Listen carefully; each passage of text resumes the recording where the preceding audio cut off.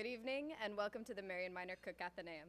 My name is Sarah Sanbar and I'm one of the fellows here. Capitalism is very much a double-edged sword. Its philosophy of free trade and enterprise is often credited for lifting billions out of poverty, encouraging innovation, and promoting growth. But on the other hand, it's often criticized for being an inherently exploitative system that's designed to benefit the rich at the expense of the poor. So which one is it? Is capitalism a force for good or evil? Joining us tonight is Arthur C. Brooks. Dr. Brooks is currently the president at the American Enterprise Institute, a position he has held since 2009. Before joining AEI, Dr. Brooks was the Louis A. Bantle Professor of Business and Government at Syracuse University, where he taught economics and social entrepreneurship. He's a contributing writer for the New York Times and a best-selling author of 11 books. His latest book is the New York Times bestseller, The Conservative Heart: How to Build a Fairer, Happier, and More Prosperous America. A man of many talents, Dr. Brooks also spent 12 years as a classical musician in the US and Spain before pursuing his work in academia and public policy. Mr. Brooks is the Spring 2017 speaker for the Res Publica Society Speaker Series. As always, I must remind you that audio and visual recording is strictly prohibited. Please join me in welcoming Arthur Brooks.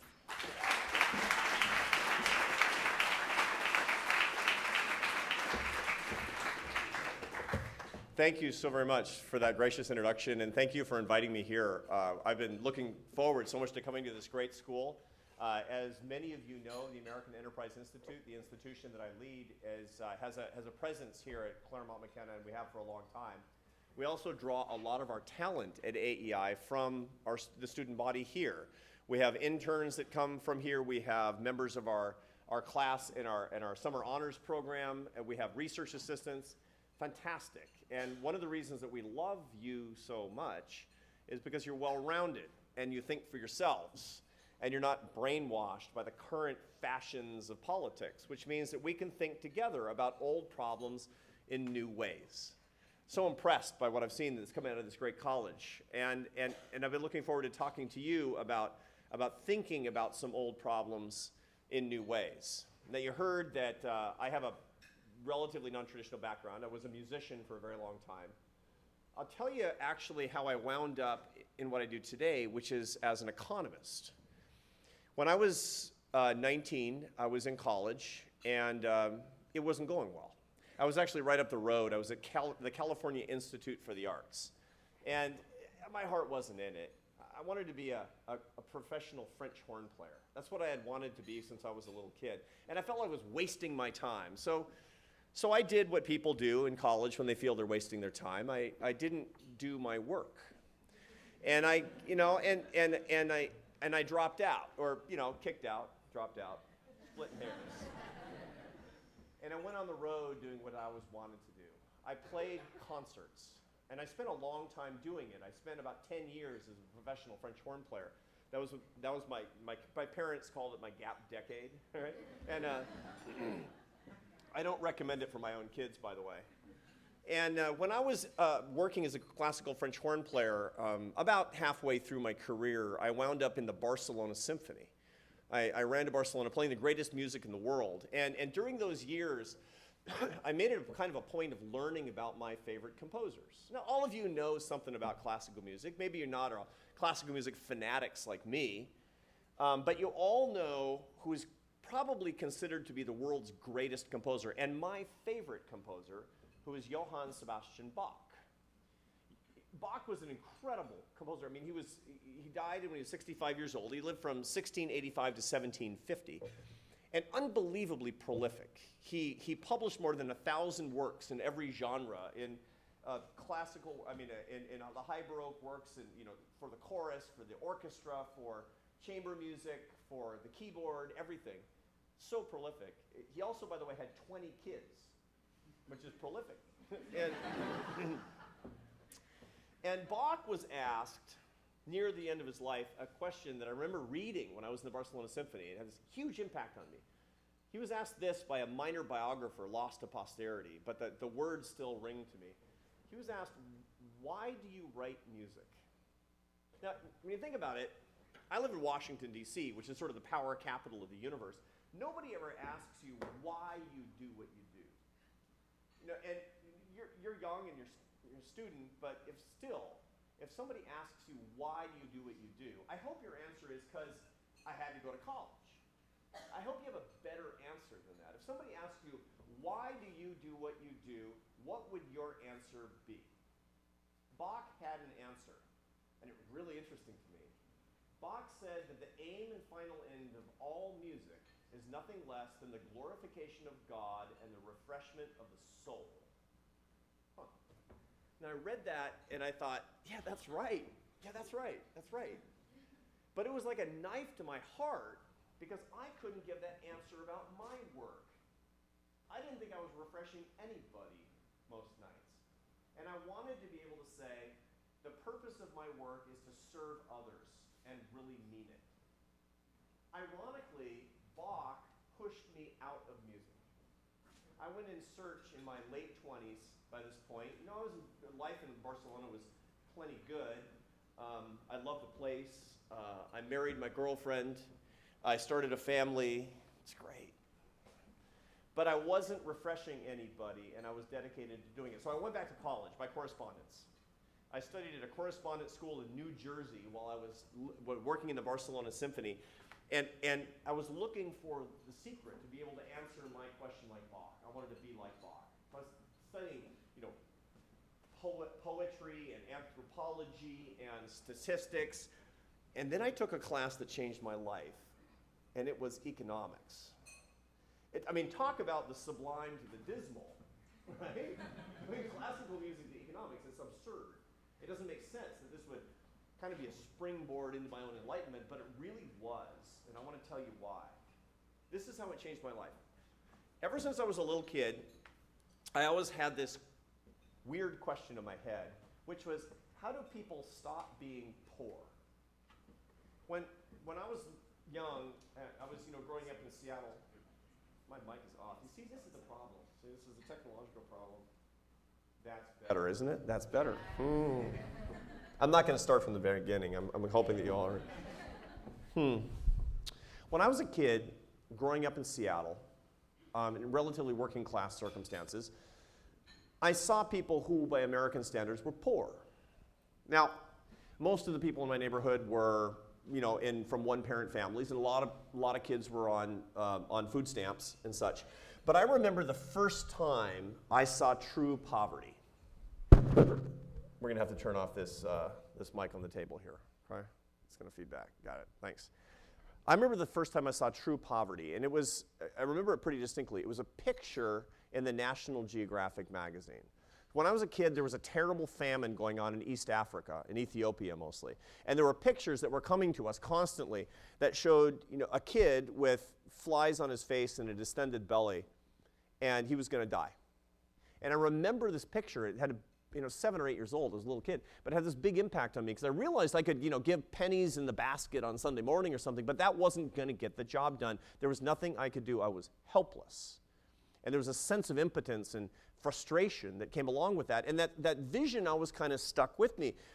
I grew up and went to school and dropped out and started to work and started my family. And sometimes my memory would go back to that kid, and I would say, what happened to him after my life turned out the way it did? Now, I don't mean him specifically, because there's no way of knowing specifically one kid in a picture in the National Geographic magazine. What happened to the poorest people in the world since I was a child? Now, most Americans believe that poverty has gotten worse over the decades. 2/3 of Americans believe, almost 70% of Americans believe that hunger has gotten worse in the world since 1970. Here's how economics changed my life. I found out that that is wrong. Here's the truth. 80% of the world's worst poverty, 80% of the percentage of the fraction of the world living on $1 a day or less, obviously adjusted for inflation, 80% of that has been wiped out since I was a kid. We're 80% less starvation going on in the world than when I was a child. I wanted to know what did that. I needed to know what did that. Now, I was not political. I'm actually not super political now. I just want the truth. I just want solutions. See, 2 billion of our brothers and sisters have been pulled out of poverty since I was a kid. If you want the next 2 billion, you got to figure out what got the first 2 billion and then figure out how to replicate it. That's what I figured. So I went in search of the answer. Now, in Washington, D.C., if you say, what pulled 2 billion people out of poverty, they'll say it was the fabulous success of the United Nations, or the International Monetary Fund, or the World Bank, or U.S. foreign aid. And those things are good as far as they go, but those aren't the things that did that. Here's what development economists know, and by the way, this is a completely nonpartisan point, because economists, development economists all over the world, on the right and the center and the left, will tell you the same thing. 5 things pulled those 2 billion people out of poverty since I was a kid: globalization, free trade, property rights, the rule of law, and entrepreneurship. It was something around the American culture of free enterprise spreading around the world that pulled 2 billion of my brothers and sisters out of poverty since I was a child. Now, I know that it's not the only thing that we need. I'm not crazy. I don't think that the free enterprise system is perfect and that we don't need government, that we don't need regulation, and there's no exploitation, and there's no environmental degradation. I know those things exist. But if we have the secret to pulling more people out of poverty, I want to share that with more people. And I dedicated my career to that when I was in Barcelona. And I'm standing before you today because I went on to, get a correspondence bachelor's degree in economics, and then I went to get my PhD and I became an academic because I wanted to talk about this more. I want a better way that goes beyond politics to spread this. Basically, I need you, if you believe in social justice, to join me in using a system that works while we sleep. The first system in the history of mankind, the greatest anti-poverty achievement in the history of the world that has existed, and we learned about it and can spread it if we get beyond politics and share this with more people. Now, I do a lot of speaking on college campuses. And when I first started talking about this miracle, students who are pretty sensible, ordinarily, you look all over the map politically, it doesn't matter. A lot would come up and say, yeah, I got it, and I want to be part of the solution too, but there's a problem. So what's the problem? Doesn't it also take away your soul? Right? Free enterprise, work, entrepreneurship, striving, success, money. It's good. It's good as far as it goes. But doesn't it hurt me? Isn't it a hamster wheel? What can I do to make sure that I don't have an unhappy life? Because I think this is a bill of goods for me personally. I would hear that over and over again. And at first, I'd been looking at all this data on poor people around the world and say, why, you spoiled little, right? But then I heard it from my son, who said the same thing. He said, Dad, this whole capitalism thing, I don't think it's going to make me happy. I read a study around this time that really kind of shook my worldview, I have to tell you. I know the facts about how to lift people up out of poverty and the system that does that, but here's the study that I read, and I want to share it with you because it actually gives more credence and more support to this idea that capitalism maybe isn't so perfect as I thought all along. It's a study that comes out of the University of Rochester. 3 social psychologists, they were asking a very interesting question about how goals in life make you happy, okay? How your goals make you happy. You always heard that you have to have goals, right? You have to have goals. And talking about Bach earlier, and Bach's goal for his life, his purpose for his life. What's the right set of goals to make you happy? That's the research question for these 3 social psychologists in the University of Rochester. So what did they do? They looked at the graduating seniors, a group of 150 graduating seniors in 2004. And they asked them to imagine their own life 5 years later. Okay, so imagine yourself in 5 years. Now, okay, get it in your head. Now you're 27. Now imagine that you're happy. Okay, what are you doing? It's an incredibly, an elegant research design, because this is a research design in which people they don't have happiness defined for them. They define their own happiness in their heads, and they say what they're actually doing, and you can actually see what their goals are, because nobody says, I'm setting out to be an unhappy person. Everybody says, it's going to be good when I'm 27. It's not like I'm going to be really miserable when I'm 27. It's going to be good, and here's what I'm doing, because I'm happy at 27. Okay, so then they did a content analysis on the answers, and this is where it got really interesting, because they found that the kids broke down in 2 equal groups with respect to what they thought their ideal life was, and that defined their goals. The first group, mostly men, but not entirely, had what they called exogenous goals. Okay? This exogenous goals, fancy terminology because we academics, we got to get tenure, and so we have terms. And the exogenous goals were money, power, fame. These kids said, mostly men, not entirely, said, when I'm 27 years old, I want to be compensated a lot for what I do. I want to be well known for my accomplishments. I want to be making more money and have more prestige than people who are around me. They answered questions just like that, a whole series of questions just like that. That was not their only goal, primary goal. The second half, mostly women but not entirely, had what they call endogenous goals. And I want you to remember that term because endogenous goals is something I'm going to come back to. Endogenous goals were about love and relationships. They were about people. So these half said, when I'm 27 years old, I'm going to be happy because I'm going to have a good relationship with my family, and I'm going to have a lot of friendships. And a lot of them said, I actually want to be married. Privately said that, which was sort of surprising to the researchers because they didn't know that that was one of the big priorities for a lot of people your age. Okay, now here's where it gets even more interesting. They came back 5 years later and re-interviewed everybody to find out what they were actually doing and how happy they were. And here's the main finding. The kids with the exogenous goals, finding number one, everybody hit their goals. The kids with exogenous goals were making more money, had more prestige, and were having better careers than the other kids. The kids with endogenous goals had more friendships, better relationships with their family, and they were more likely to be in love. Okay? Now, you want to know how it turned out with their happiness. The kids with exogenous goals were more likely to have anger issues, more likely to have stomach aches, headaches, stress, and have low stated life satisfaction.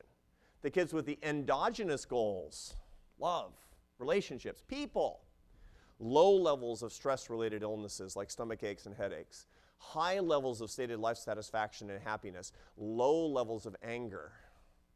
Wrong goals, worse life. That's what that study shows. Empirical evidence. If you want to have a happier life, don't get on the hamster wheel. Think about people. Now, okay, why do I bring that up? Your mother taught you that, by the way. But it's even better when it's 3 guys with PhDs, so you can really trust it at that point. So why do I bring that up? Because that weakens everything that I said. And those kids who come up to me on campuses and say, I don't think I'm going to be happy, they're right. This threw me into an existential crisis because I'm a believer in doing what we need to do. I don't care about the political correctness of talking about it in these topics. I want fewer poor people. I want people to have more prosperity. I want a better world. But at the same time, I don't want unhappy people, and I don't want unhappy kids, and I don't want you to be unhappy. So I didn't know how to talk about capitalism anymore. Really, it was confusing to me, and I was going through a rough period in my public speaking because I didn't know. I want to be honest with you. So I didn't know what to do. And at the time, I was traveling a lot to India. I go to India every year. It's my favorite place to go. It's the most interesting place that you can go if you want to see the living laboratory of capitalism. Every time you go, it's different. Every time you go, you see it's poor, it's too poor, but you see fewer poor people. And so it's interesting. What are people doing? Understanding public policy, what's working, what's not. I go a lot. And it was on my way, when I was pondering this imponderable, I was on my way to India. And I was with one of my scholars at AEI, one of the guys. We have 75 faculty at AEI. It's a guy named Sadanand Dume. And he's our India scholar, and he runs our India practice. And we were going together. It's going to be a great trip. And he asked me, what's on your mind? You look like you're worried about something. And I said, yeah, it's weird. I'm this advocate for free enterprise. I don't feel like I know how to talk about free enterprise anymore because of this problem, this happiness problem. And I told him a little bit about it, and he said, I have a solution for you. And I said, what do you mean? He said, when we get to India, I've got a guy you got to talk to. I got a guy. And I said, you got a guy who's going to sort this out. He says, trust me, he's the best. Like he's recommending his plumber or something, right? Or his dentist. And I said, what's his name? And he said, his name is Swami Gyan Muni. I said, you want me to go to India and talk to a Swami about capitalism who's going to sort it out for me? He says, trust me. Fine. So we get to Delhi, and we go to this temple. It's called the Swami Narayan Akshardham Temple, which is it's a kind of a wonder of the modern architectural world. It's a contemporary creation, but it took 10,000 stone-cutting artisans working full-time for 7 years to construct this temple. It's on 100 acres. It's vast and it's beautiful. It's impressive. And I went there to meet Swami Gyan Muni. And it was a hot day. It was May, so it was roasting hot. And I was in this courtyard, and I was waiting for him. And I couldn't really appreciate the architecture because I was worried about how this conversation was going to go. How am I going to make myself really understood? This is a very nuanced topic. I mean, I'm assuming Swami Gyan Muni speaks English, but what we're talking about here is really relatively nuanced. So I didn't know. And I see him coming toward me across this courtyard. And he's a shaved head and an orange robe, and he's looking really mellow. And I'm thinking, is he going to understand what I'm saying? And he gets like 3 yards away from me, and he knows that I'm the guy who's come to see him, because he stops and he looks at me and he goes, how you doing? And I'm like, where are you from? And he says, Texas. Right? So this is getting really weird. I've come to India to talk to a Swami about capitalism. Turns out he's from Texas. So I said, Swami, you got to tell me your story. And so he tells me this incredible story of his life. He was born in Houston because his parents were petroleum engineers. They were immigrants. And he was brought up in a family that which is a very typical sort of immigrant situation. His parents had strongly exogenous goals for him. You're going to work hard in school, you're going to get good grades, and you're going to make us proud. We didn't come here for nothing, basically. And he did. He got the highest grades in high school. He graduated at 16 as the valedictorian of his high school, got a full scholarship at the University of Texas at Austin. He graduated in 3.5 years, and then he went and got his MBA. Now, this is getting weirder by the minute, right? Because this is this penniless, renunciant Swami, and it turns out he has an MBA from the University of Texas at Austin. And I know something's had to have gone either wrong or right or something in his life. And I said, yeah, but okay, I got it. Turns out he went to work for McKinsey after he got his MBA. And he said his first year he was making more money than his dad. And his father was very proud. Now, there were certain compensations. He said that he was working 100 hours a week. He didn't have a girlfriend because he didn't have time. He never saw his family. And he said he woke up after 5 years. By this point, he's 26. He wakes up after 5 years. And he says, on his 26th birthday, he says, is this it? I mean, this it? I mean, money and work and no relationships. And he decided to go on a vision quest. He was a very religious guy, a very pious Hindu guy. And he said he was going to pray about it every day for 6 months and then make a decision about what to do with his life. Every day, in prayer. And after the end of 6 months, he woke up and he said, I know what to do. He sold everything he had. He quit his job. He gave his money to the poor. He came back to India, entered a seminary, and emerged 6 years later a renunciant, penniless monk. And that's where I found him. And this is the guy that I got punked into asking about capitalism, right? And I know what he's going to say to me. By the way, he was calling me dude, right? And I know what he's going to say to me. He's going to say, dude, capitalism is a man-made prison. Join me in enlightenment. Come on, man. What are you waiting for? I know he's going to say this, but I ask him anyway. Swami, yeah.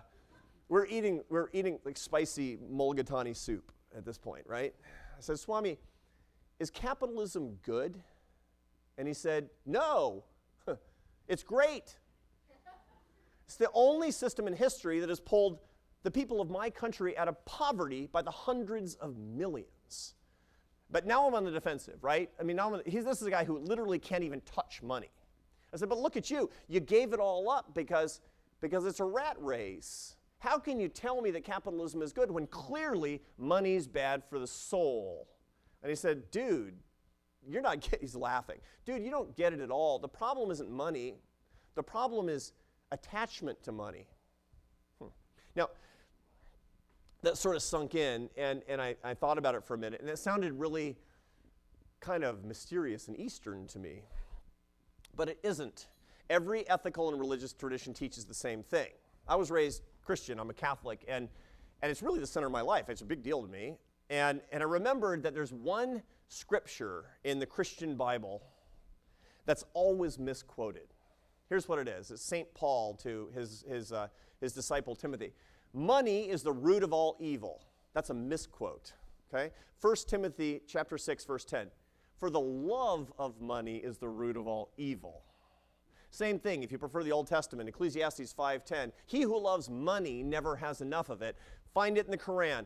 Find it in every religious tradition, every secular tradition. The problem is always the attachment to the material things, the love of the material things. He said, dude, you want the secret to happiness? And I said, yes, Swami, I do. Abundance is good, attachment is bad. Abundance without attachment. Now, we knew that. You knew that. Why do we forget that? Why do we get on the hamster wheel? Why do we always look for the abundance as if it's the religion in itself? Why do we do that? I think I know the answer. I think there's a conspiracy. There's a conspiracy. See, if you look at movies or television or advertising, there's a formula in that. And there's a formula to give you a happy life. Here's the bill of goods to tell you how to live a happy life. Right? Use people, love things. Buy our stuff. Use people. Step on people. Do whatever you need to do, and you'll be happy. Right? Treat people like objects and buy our stuff. Use people, love things. That's the secret to a happy life. You know, actually, that's exactly wrong with respect to the verbs and the nouns. The right formula to a happy life is use things and love people. That's it. That's abundance without attachment. That's what the Swami was telling me. So I came back home, a changed man. And I went to a college campus a week after I got back, and I said, I have the answer. Free enterprise, fantastic, right? How do you make it not ruin your life? Abundance without attachment. Don't be attached. And a kid puts up his hand. I said, yeah. And he said, how? And I said, I don't know. And it was back to the drawing board. It was back to Swami. But now I do know. And now I'm going to tell you. And I'm going to give you the secret to living with abundance without attachment. And if you do these things, these two things, my guarantee to you is that you're going to go to bed tonight a happier person. And you're going to finish this year as a happier person. And if you spread it, somebody else is going to get happier too. Big guarantee, right? Buckle up.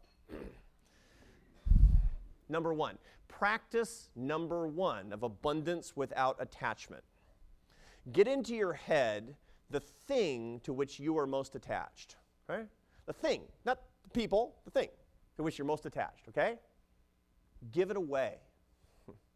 Charity is actually the act of rebellion against your attachment. People don't want to give things away because it feels wrong. It feels like you're going to be poor, right? It feels like you're going to become impoverished because you're giving things away involuntarily in exchange for nothing except maybe a warm glow. Rebel against that. Show your declaration of independence against your own attachment by giving away the things to which you're most attached. When I taught at Syracuse for a long time, and I was an economist doing behavioral work, and my main area of research was charity, was actually philanthropy. And it's such an interesting field. I would ask, when taxes go up, what happens to charitable giving? Why do people give to each other? All that stuff. Kind of interesting research, I thought. But there was always one thing that I kept finding that I never understood. I always found, it was weird, I always found that the more people give to charity, the richer they get. This does not make sense. And by the way, I always found evidence that it's causal. That if you give more money in later years, you tend to see causally. There's evidence of causality that you tend to get richer. Now, when you get your PhD as an economist, that's not what they teach you. You want to get rich? Throw all your money away. That's not what they tell you, right? That's not a good investment strategy, right? But I kept finding that so weird. And so I did what academics always do. My theory was in conflict with my data, right? My theory said one thing and my data said something else, so I threw away my data. And I stayed with my theory, right?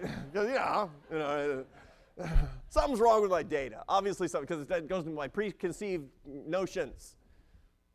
Get new data. But I couldn't. I kept finding it. Every time I got a new data set, I kept finding the same thing over and over and over. Give your money away, get richer.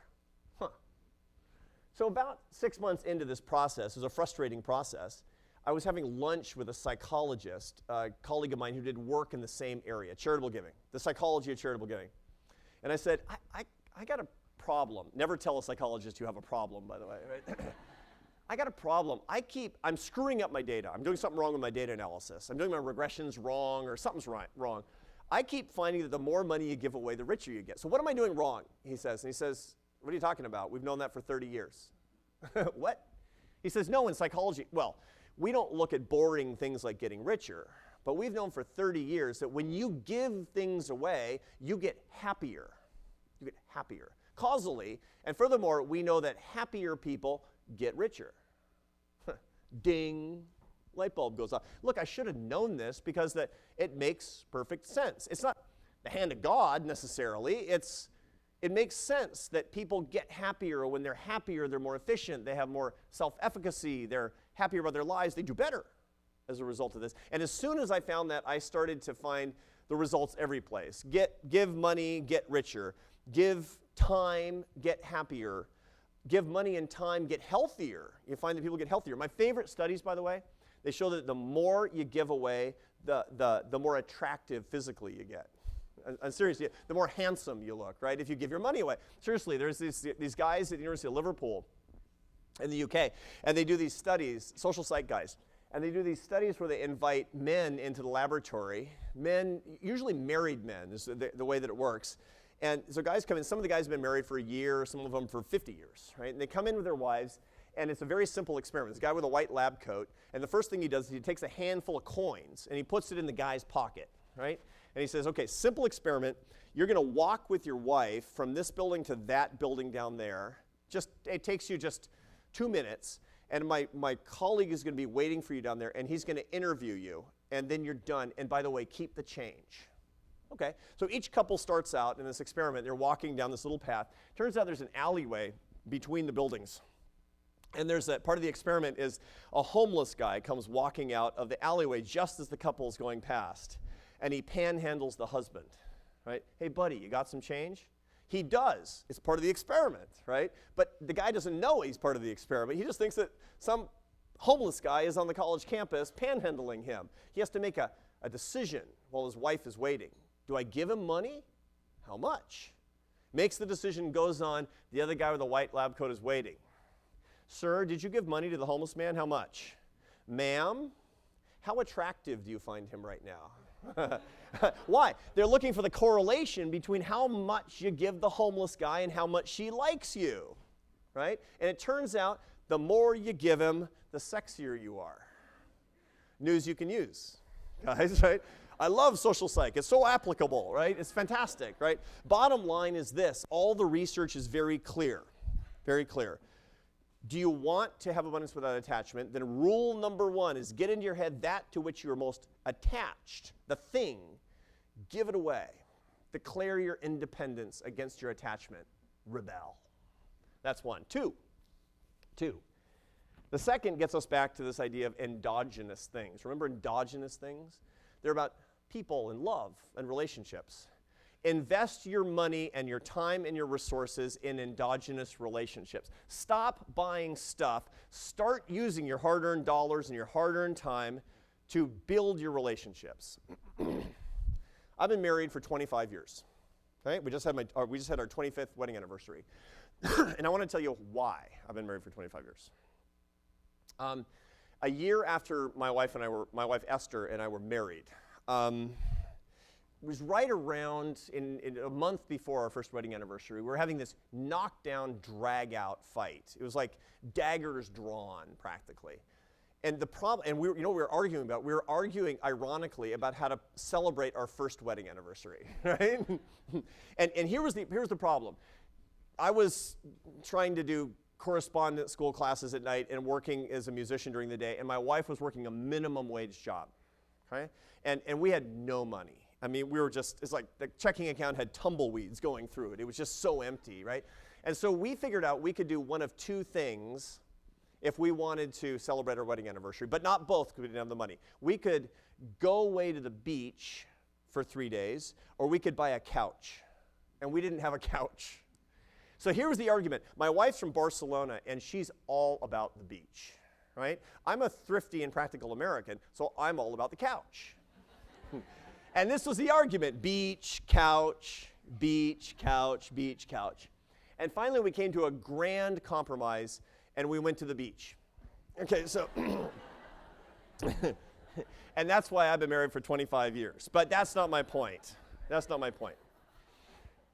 Here's what we figured out about 5 years ago, 20 years into our marriage.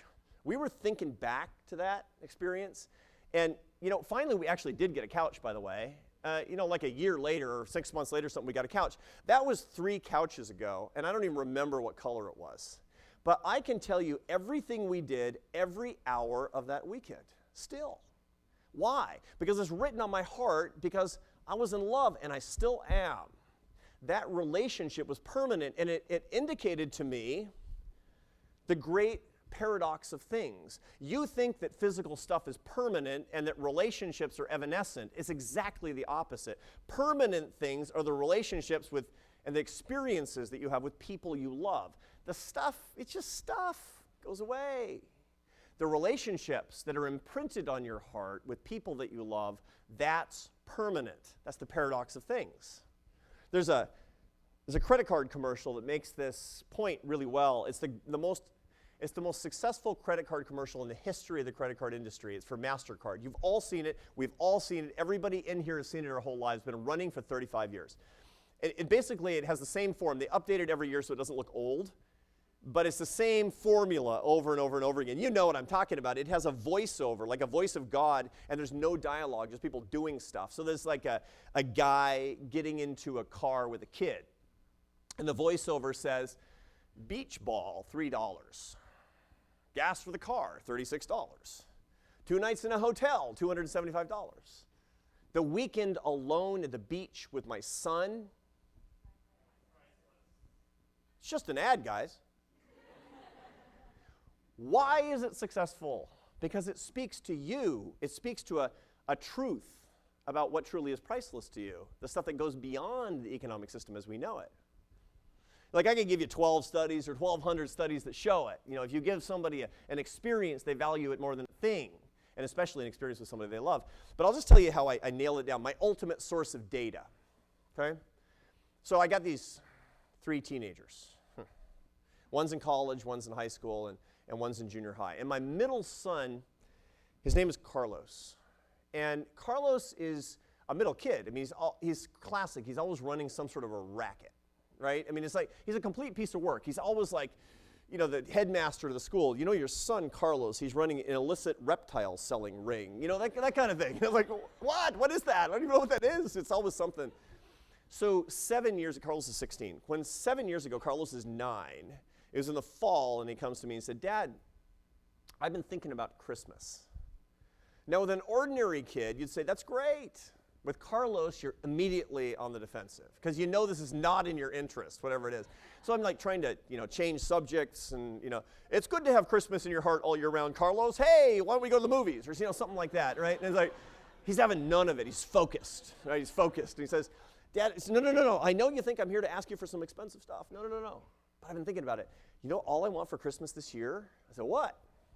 He says, I want to go away alone with you fishing, just the 2 of us. That's all I want. And I'm thinking, that costs 19 times as much as a bike, right? It's like Father of the Year, right? And so, but I didn't say that. No, I didn't say that. No, I said, awesome, let's do that. And we went fishing. And it was great. He caught a 75-pound fish. He's 68 pounds at the time. It was like And every year we've done that ever since. Between Christmas and New Year's, Carlos and I go away alone, just the two of us. That's all he wants. And Carlos, he says, Dad, when you're older, I'm going to take you. See, that's something that's with me forever. I could buy him a bike or a scooter, and it would be gone and broken and forgotten in a month. But I can tell you everything we've caught every single year because it's imprinted on my heart forever. That's the secret. Do you want to be set free from the tyranny of your attachment? Then invest in the people and in the love and in the relationships. If you do that second endogenous kind of investment, I guarantee you greater satisfaction. I guarantee you greater happiness. So where are we? Basically, I've talked about two things tonight. The first thing I've talked about is free enterprise, right? I've talked about poverty. I've talked about lifting people up. And I talked about the conversion that I made in my career from music to economics because I want to be part of the solution to the problem that helps to lift up the world. And I want you to be part of it with me. I don't care about your politics. I don't even care about my politics, quite frankly. That's boring. I want ideas that lift people up. And that's the biggest idea that's ever lifted people up. Again, do it in your own way. Do it with proper government controls. Do it with proper regulation. Do it with a big safety net. Do it with environmental regulations. It's all good. But don't fight free enterprise. Fight for free enterprise because we want to lift people up. That's point number one. But point number two, don't lose your soul in the process. Don't become obsessed with it. Don't make it an idol because idols are bad. And the way that you don't make it an idol is remembering that abundance is only good if you don't have attachment. That's changed my life, and it can change ours while we work for people who have less than we do, because there are people who aren't here tonight who need us, and they need us to fight for a system. But you need happiness too. So we need this formula, abundance without attachment. Now, if you do this, by the way, this goes beyond politics. This goes to a new way of thinking and a new way of living. If you talk about this, people will not be able to classify you politically anymore. You will be unexpected. You'll be surprising. And best of all, you'll be right. Because you'll be making the world better and you'll be a happier person, and that's good for all of us. So for doing that, for joining me in this movement effectively, and for making the world a better place, thank you very much, and God bless you.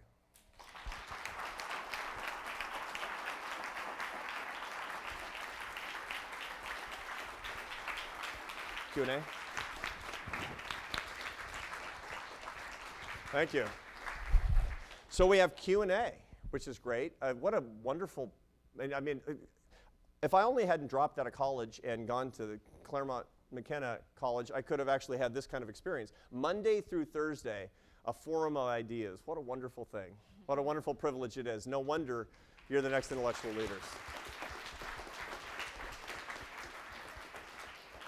Before we go to questions, I want to make one remark. As I mentioned that the American Enterprise Institute has a huge CMC presence in our lives. If you want to learn more about this movement that we're talking about, and by the way, if you want to learn more about the ideas and foreign policy and education and health and economics and everything else, we have people here. We have our representatives here at the front table. Put up your hands. They'd love to give you information, anything you need.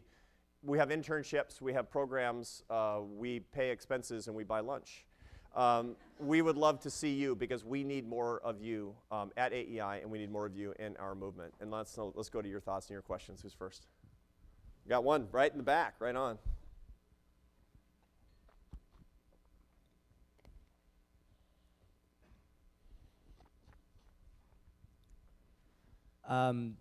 When do you know to buy the couch versus the 3-day vacation to the Say beach? again. When do you know to buy the couch? As opposed to the 3-day vacation. My general rule is you don't need a couch. That's my general rule. I mean, couches are super overrated. I mean, if I could go away with my wife to the beach all the time and I just had like lawn chairs in my living room, I'd still have a happier life. Okay, that's not your point. You have a broader point because I'm shallow, so I answered it in a shallow way, but I got it. We do need some physical things. We overrate our physical needs. We overrate them, particularly in a wealthy Western society. We do this all the time. And so here's basically the way to think about it, in my view. Here's a kind of a rule, kind of a heuristic, a rule of thumb. When you actually have the means to buy something that you feel like you need, in a choice-based capitalist economy, there's always more than one of the things that you need, and there's always something less expensive than you can afford. Here's your rule. Get the thing, but it's the second most expensive, right? Finally, you got that job and you can buy the Lexus, buy the Toyota, right? That's the rule, right? Why? Because that detaches you from the brand, that detaches you from the luxury. It also gives you the largesse such that you have more that you can invest in the relationships in your life. You need less than you think, as a matter of fact. No, by the way, when I give a lecture like this in India, I'm not talking about that. Because when we're talking about developing nations, there's a lot of basic physical needs that people have that we simply don't have in the United States. So this is an America-centric answer. This is a Western-centric answer for you. But that's the rule. Number one, you need less than you think. And number two, buy the second most expensive thing. And you're actually going to be well on your way to learning this lesson. Thank you for that wonderful question. Yes, ma'am. Hi, thank you so much for your remarks. So I'm approaching you as a classical musician. I have a three-pronged question. So Bach being the father of counterpoint, contrapuntal music, I see a parallel between what you're saying about abundance and money without attachment versus happiness as a parallel to Bach's, you know, the basis of what he composed as the father of counterpoint. So I'm wondering if you see this parallel and if you can reflect on that parallel within your life. And then speaking to you again as a musician rather than a economist, I'm wondering, and you speak about love so beautifully and your love with your wife and your experiences and how, you know, parallel to your meeting your wife and you being a musician had such an impact on you character-wise. I'm wondering about your opinion of Gustav Mahler, someone who descended into his darkness, his depth of sadness, as his music reflects. The third question is, you as a French horn player, I'm wondering about the parts in Tchaikovsky that Tchaikovsky wrote specifically for you in the Fourth Symphony. One of the most difficult French horn parts. I'm wondering if you ever had contact with those and if you could provide any parallel between the music and your experiences as well. Thank you. Thank you. That's quite a three-pronged question, I have to say, and I appreciate it very much. And what I'm going to do is I'm going to take the three-pronged question, I'm going to bring it back together into one basic answer. Okay, so the first part is how what I'm doing here, how it's related to what I was doing as a musician. The second part is how I understand the darkness that came from so much artistic creation, how that informs what we do. And the last part is actually specifically about Tchaikovsky. Okay, here's a big lesson from art for what I do today. You know, we have a tendency, a great tendency, all of you and I as humans, to try to avoid pain. Avoid pain. We try to do that all the time, right? You know, you want to avoid disagreement. You want to avoid disagreeable situations. You want to avoid melancholy. You want to avoid physical pain. And so you spend so much of your life trying to avoid pain. You know, so how do we understand that in the context of great art? Well, great artists have felt tremendous pain. We referred to Gustav Mahler. Gustav Mahler was one of the late Romantic period, probably the greatest orchestrator of the 19th century. I mean, the use of the orchestra as one single instrument is inspirational. It's fun to play, great to listen to. But if you dig into Mahler's life, it was very dark. What Gustav Mahler had today, by our current clinical standards, was depression. Was deep depression, but there was no treatment for depression back then, which meant that he felt that he had a spiritual problem, and he continually converted religion because he's simply trying to find the right religion to clear away the dark clouds of what he had. Why does that matter? And by the way, let's get to Tchaikovsky. Tchaikovsky was such a depressive, by the way, that this is a maybe apocryphal, but probably correct. You talk about the Fourth Symphony. The great French horn solo is the Fifth Symphony. The last symphony was the Sixth Symphony. The Sixth Symphony was premiered in 1891. Okay, the Sixth Symphony, the Pathétique Symphony, was premiered in 1891. He tore up 20 versions of that symphony because he was so depressed. He finally wrote it, and he wrote this lush last movement of it. And the last piece of information to the conductor in the last part was muriendo, dying, right?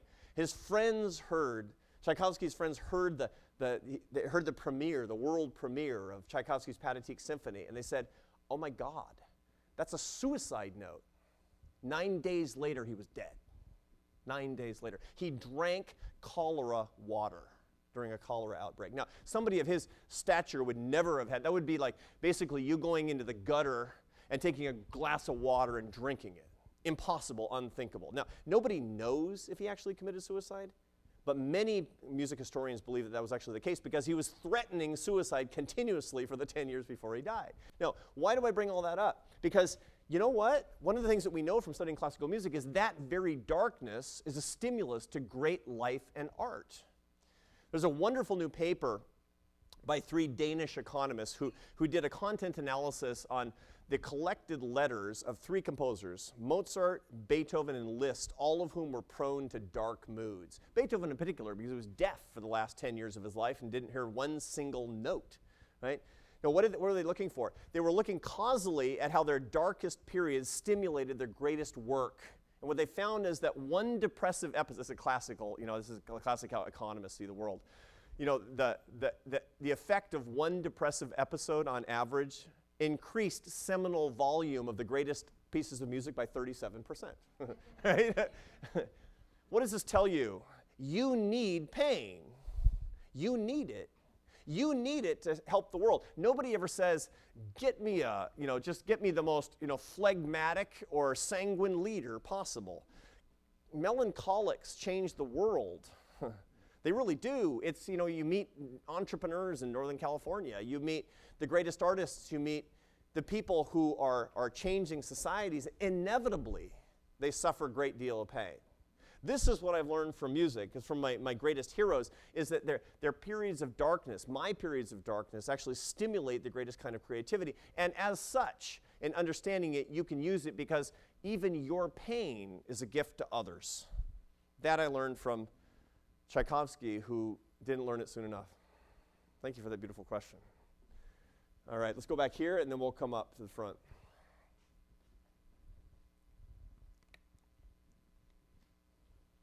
Thank you for your remarks. You talked a lot about preserving your soul and still advocating for capitalism. But I'm also thinking about that capitalism and free enterprise also relies a lot on the assumptions of people out for money, people looking out for themselves, looking to increase what they have, greed, etc. Competition, invisible hand. So assuming that people accept this concept of, preserving your soul, focusing on relationships, and, using money for experiences, do you think that capitalism and free enterprise will still preserve the same potential to lift people out of poverty? Will it still work the same way? Yeah, thank you. If so, why? Thank you. Thank you for that question. Capitalism is not human. Capitalism is a machine. Your car is a machine. You can use your car for great good, or you can use your car for evil. I can use my car to take me to work and earn a living for my family and care for my children, or I can get drunk and drive my car into my neighbor's living room and kill them, right? What matters is the operator, not the machine.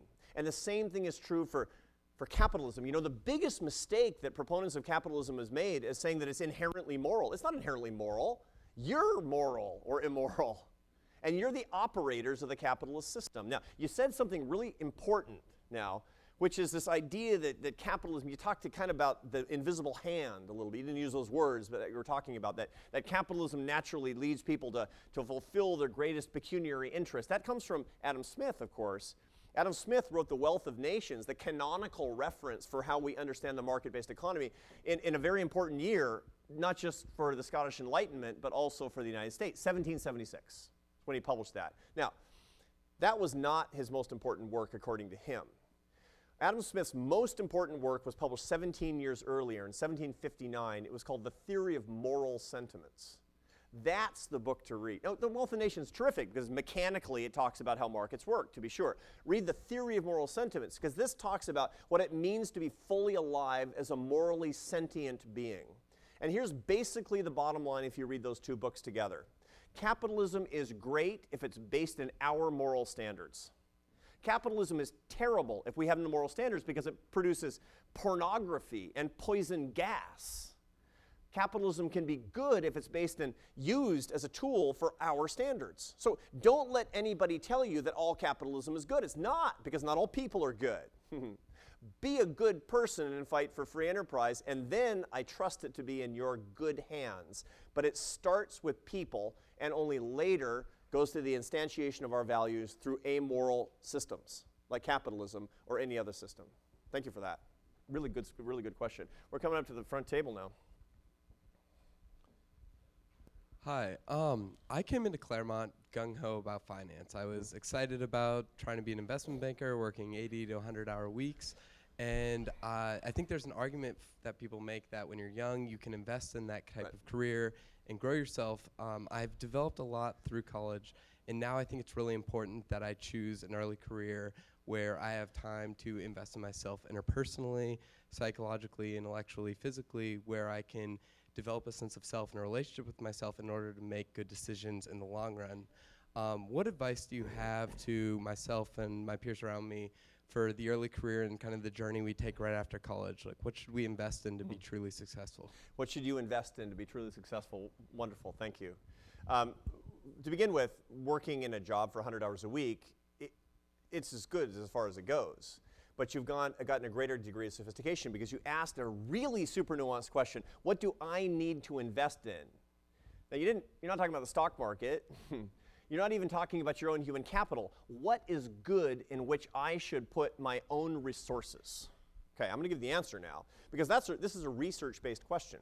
I've written for years about the subject of happiness. Those of you who suffer through my columns in the New York Times know that every other column is about happiness because I'm obsessed with it. I want the formula for happiness. What do we know? 48% of your happiness is genetic, right? So your mother really did make you unhappy, right? Literally, right? Okay.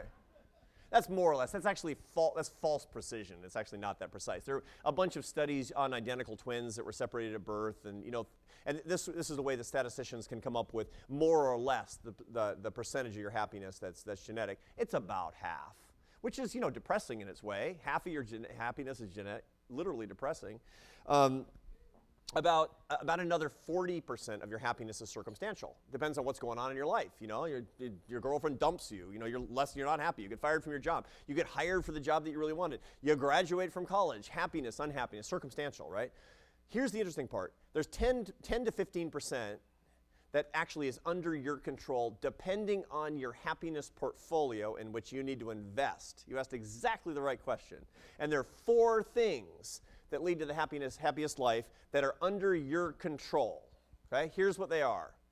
Faith, by which I mean transcendental meaning. If it's traditional religion for you, right on. If it's not, something else. It's something bigger than yourself and spiritual. Faith. Family. Community, by which I mean friendships and charity, and earned success through meaningful work. Those are the 4 things that you need to think about every day. And if you want to be the happiest possible person, think about your happiness portfolio and examine your conscience before you go to sleep tonight and say, did I invest in those 4 things?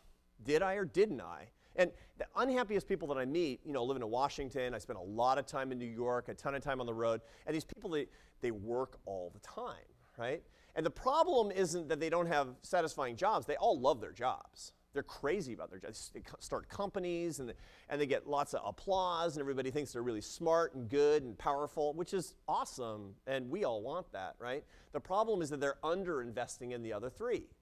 So when I meet somebody in professional life today who's unhappy, this is my diagnostic tool. What are you doing today to cultivate your spiritual life? What did you do? Did you or didn't you? What are you doing today to cultivate your family life, your family relationships, which morph over the course of your life? I mean, right now, I'm assuming you're not married and have kids, but you probably will. At some point, most people do. And so who the family are really matters according to the period of your life, but family matters. community, your friendships. And for you, in particular, friendships are really important. The data say that the loneliest people in American society today are 60-year-old men.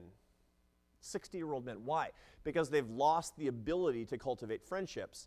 Friendships are a practiced art. Right now in college, you're really super good at friendships, right? But then you go to work, and then you have a family, and hanging out with your friends is kind of stealing from your family.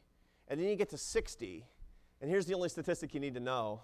What percentage of married 60-year-old men say their best friend is their wife? 60%. What percentage of their wives say their best friend is their husband? 30%. 30%. That, my friend, is unrequited friendship. Cultivate friendship. Hugely important. And number 4 is sanctifying your ordinary work. I don't care what your work is. You can make it good and true and beautiful by putting it in the service of other people. What am I doing today to build a cathedral for somebody else? I don't care if you're laying bricks or fixing washing machines or you're working in high finance. Make it an earned success through service to other people. This is your happiness portfolio, my friends. Write it down or send me an email and I will send it to you later if you forget. Faith, family, community, work. That's your investment portfolio. Thank you. Great question. Yes, ma'am. Thank you for your talk today. I really enjoyed it. Thank you. And I know for sure that sometime this year I'm going to have to go back to your TED Talk and like watch it again to remind myself that I'm on the right track. Thanks. The question I have is, you talked in favor of capitalism because it's already, you have the statistics. It's raised 80% of people who are starving out of starvation, and all we have to figure out right now is how are we going to stay happy within that system. And what I was curious about is what you think of communism. So, what do I think of communism? And and predictably, not much. Predictably, it's not my super favorite thing, right? And it's a deep and detailed question. I mean, there are answers to that question, such as it doesn't work very well because it works against human nature. That's something that's an empirical proposition. I wouldn't know that to be the case. It's perfectly possible that 100 years ago, I would have thought, hey, this is a great idea. This is a whiz-bang idea. I love it because I'm super into new ideas. I'll try anything. I'm crazy.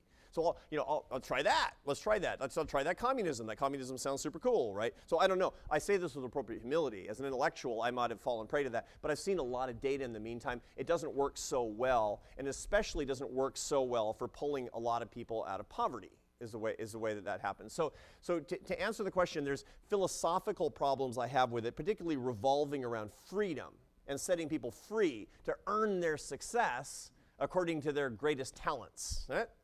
That's one thing that I don't like about it philosophically. But empirically, I don't like it because generally speaking, it leaves people poor who don't have to be poor. And to my way of thinking, if you can do something about misery in the world and you don't do it because of ideology, shame on you. And I mean that, by the way, to the right and to the left.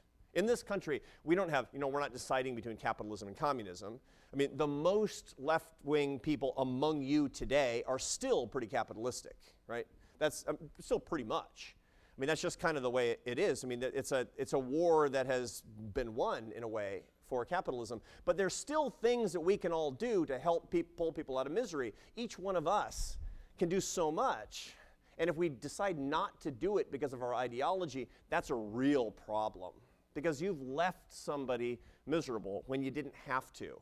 So that's the biggest problem that I have with it. One, philosophical, but more importantly, I have the practical issue with that particular system. And I couch the whole thing in the frame of saying, I don't know what I would have told you 100 years ago, because I don't know if I would have actually been able to predict this. I might have been on the other side of this issue before I had the historical facts. All right, who's next? Got one right here, and then we'll come up into this table. Yeah. Thank you so much again for coming to CMC and your talk. It was Thank really you. great. When you mentioned earlier about what the Swami said about being mysterious and Eastern, it made me think of another Eastern philosophy, religion, Buddhism, which also discourages attachment to people and human relationships as well. The general idea is that you avoid pain of them being taken away, just as you avoid the pain of money being taken away with physical attachments. So my question was whether or not, while you do encourage investing in relationships, whether or not you encourage attachment to personal relationships, and why or why not? What a wonderful question. You know, it's an interesting thing. How can you love somebody else without having an undue attachment to that person?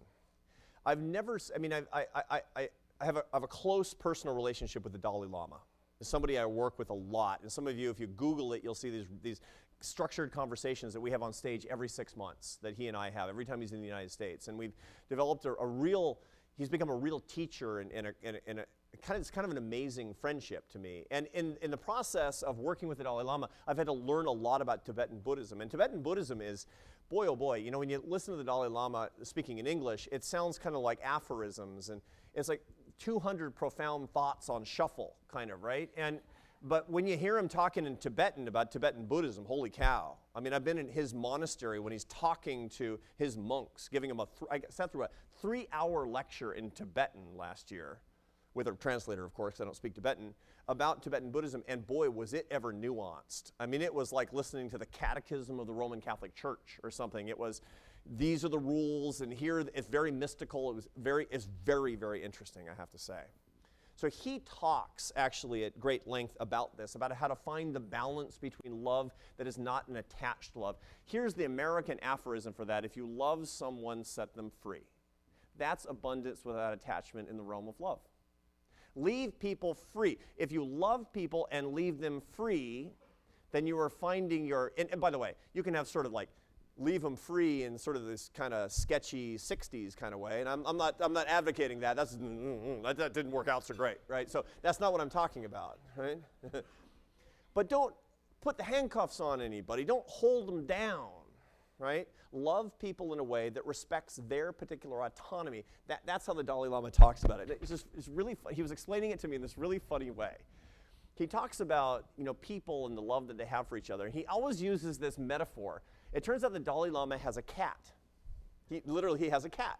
And I was at his place in Dharamsala, and he actually has a cat. It's an old cat, 15 years old, sleeps all the time, right?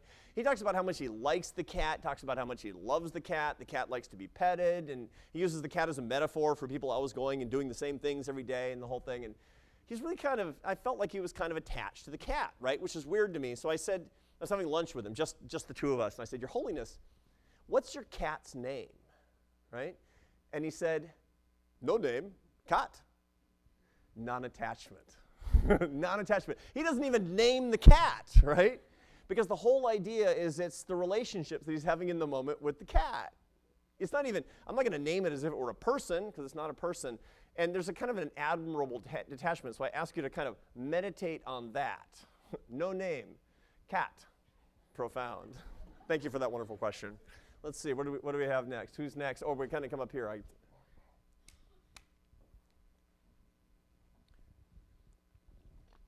Thanks for coming tonight. I think something that's so interesting about you is your unique background. You know, you're not quite like Greg Mankiw or Jason Furman or another PhD economist. But they're smarter. They're a lot smarter, those guys, yeah. I'll take a gander, and I think a lot of us in this room have been sort of thinking like rational economists for a long time. Mm-hmm. Can you speak a little bit about the virtue of difference in your background and your identity? Yeah, you know, this is one of the great things about being alive today, and thank you for that. It's very flattering for you to say that. I appreciate that very much. One of the great things about being alive today is that you can be so many things. In a wealthy society that's highly tolerant of different experiences, you can be a lot of things. And what I recommend is that everybody cultivate a lot of different kinds of experiences and a lot of different kinds of skills, because you should be unclassifiable. Shouldn't say, "What's your name?" Tyler, economist. Boring, right? Tyler, nuanced human being. Textured guy. Unclassifiable ideologically, right? Lots of weird skills. Like Tyler, it's like he's into all that stuff, right? I mean, Tyler, he plays the trombone and he's a master archer, and by the way, he studied economics and he's got a job at a bank, right?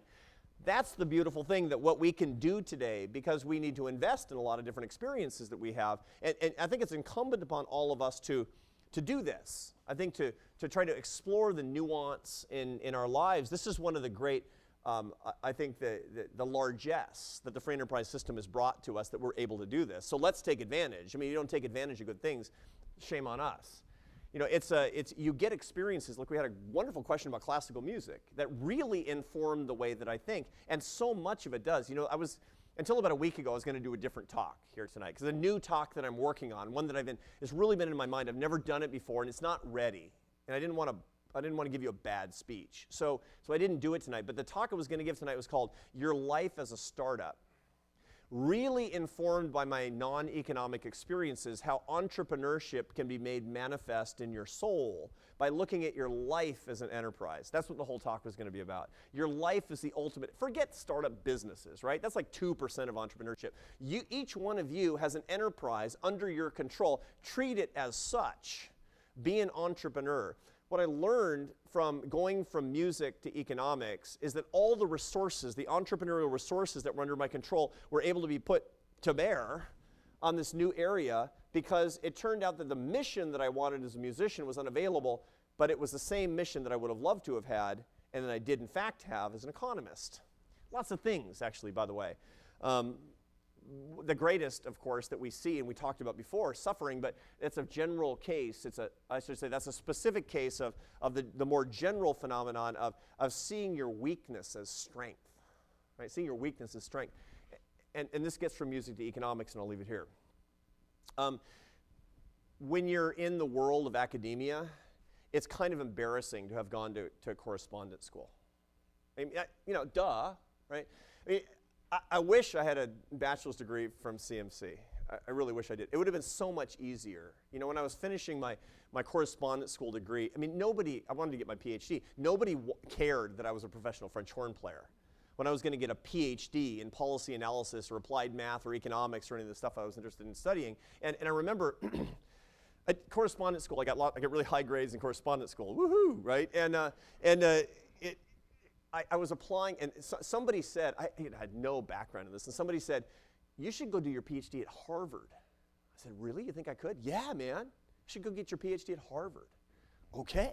So I filled out the application for the economics program at Harvard, and like the application beat me back from the mailbox. It got so rejected, right? It was just like, I was just so rejected, right? And it was like no. It's like one word, no, right? So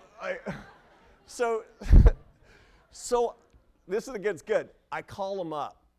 I call him up, and I wasn't mad. I just wanted to know why. I wanted to know how close I came. It's like, duh. It's just like the pathetic boyfriend. Like, you know, what are the odds that you wouldn't have left me? I mean, I don't know. It's just like, and so, and my wife is going, do you really want to do that? And I said, yeah, I just need to know. So I call him up, and this is back before it was all electronic, and I call this really nice lady in the admissions office, and I say, I'm so-and-so, and I just got my rejection letter from the economics department. She said, I'm sorry. And I said, no, it's okay, but can you tell me if I came close? And she said, you really want? And I said, yeah. And I hear Russell. And finally she comes back to the phone, and she says, not close. And for years, you know, I was kind of like, I got in another place, and it was a good place, and you know, and I got a job and all that, but you know, I never really talked about the academic background. I never talked about it because it was I know it's stupid, but I was sort of embarrassed by it. And I went to AEI as president of AEI, and everybody knew I had a good, you know, PhD, and I published a lot of papers and books, and so all was well, but nobody ever asks, when you're a college professor, where'd you do your undergraduate, right? So I never brought it up, right? Thomas Edison State College in New Jersey. Oh, that sounds legitimate. Yeah, like fax machine, or it's like, And then I hired a guy from Berkeley, PhD in Berkeley, from Berkeley, to do research on higher ed at AEI, okay? I hired this guy, Dartmouth undergraduate, like hot shot. And he starts doing work. His research he wants to do is on diploma mill undergraduate programs, right? And I'm like, oh crap, you know? I felt like kind of like the sheriff is closing in, like with that, I go, woo, woo, woo, woo, the hounds, you know, coming in on like those old movies where they're and I finally get an email from him at 2 o'clock in the morning, one morning. It's kind of a stem winder, I'm sorry here, but I got to get this off my chest. So he sends me, his guy's Andrew Kelly. Andrew Kelly sends me an email at 2 o'clock in the morning and says, you know, I was looking at the website of this place called Thomas Edison State College, a correspondence school, and they're claiming that you're an alum, And I think you need to clear that up, right? And it's like everybody else, the alums are middle management of the New Jersey Department of Corrections and stuff like this, and it different job than running a think tank for sure. And I thought, I think I got to come clean. And so I wrote about it in the New York Times, called My Cheap College Degree, and how it changed my life. And today I wouldn't be standing before you because I wouldn't have gone to college. I wouldn't have been able to go to college. I mean, look, I immigrated from Barcelona to the United States without a college degree. My wife didn't have a high school diploma until she was 29 years old. From, broken home, dropout, all these stories. I mean, my life is a story of American opportunity, and so is my wife's, And so I wrote about it and how I got my whole college degree for $10,000 in today's dollars, just like you guys, right? And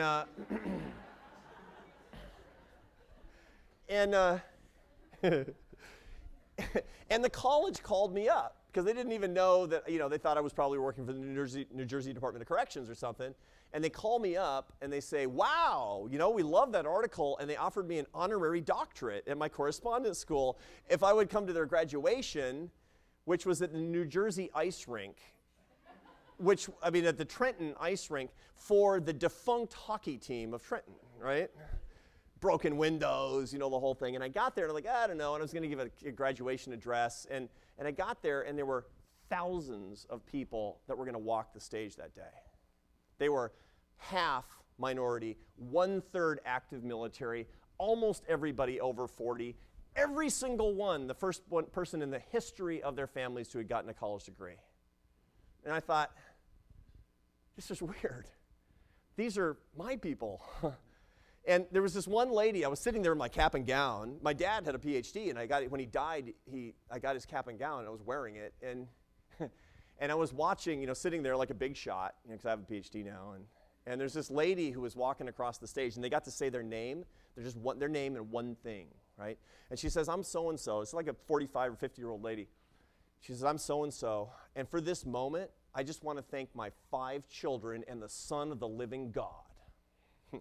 And I thought, I am so proud to be a graduate of this college. I am so proud to be an American. My weakness was my strength because now I travel all over the country and I say, you can do anything. I don't care where you start out. We need a society based on opportunity. Where did I learn that? I learned that from weakness. I learned that from having taken a weird turn in the beginning and getting myself thrown out of college, of doing something my parents didn't approve of, and then coming back and putting myself in the hands of an American free enterprise system and some enlightened public policy that made it possible for, me to stand before you here today. And I'm so grateful for this moment. Thank you.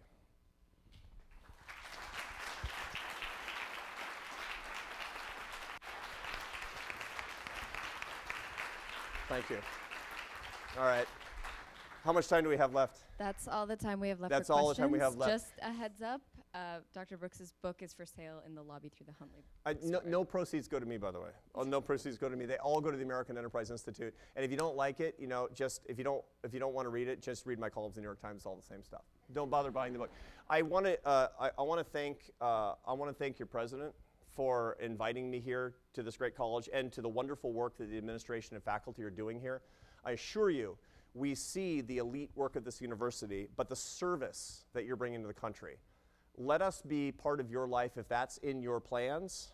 But anything else that I want to tell you, even if AEI is not in your future, I want to thank you for the service that you're going to bring to the country, because ideas and intellect deployed in the service of humanity truly can change everything that we're doing. God bless you again, and thank you.